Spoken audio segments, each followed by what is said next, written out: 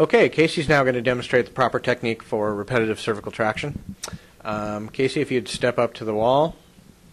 Okay. Notice the distance that she's from the wall.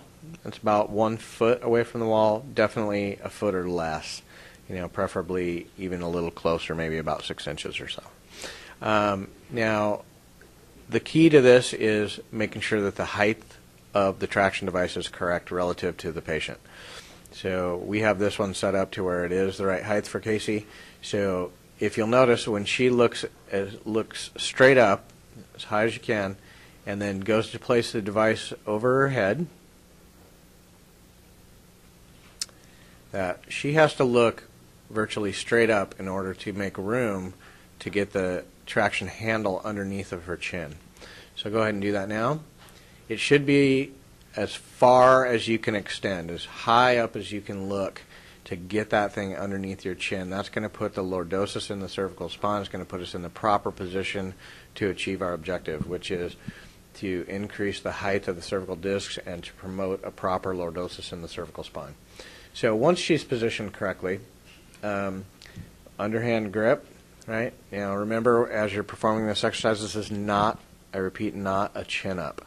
Right? You should not put any force through the hands onto that traction handle. It's just mainly for stability. Now we're going to have Casey bend at the knees slightly.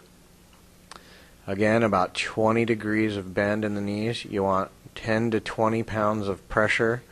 That's it. This is not trying to hang your entire body weight off the cervical traction unit. This should feel like a nice, gentle stretch. If it's more than that, you're using too much pressure. The next key thing that I find is patients will, again, even though I've told them not to, they try to do a chin up on that bar. And so make sure you take some nice deep breaths and let those shoulders just relax, relax, relax. So 10 seconds total. She's obviously about 10 seconds. She can relax.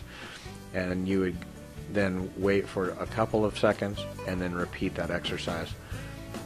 She'll go down for 10 full seconds.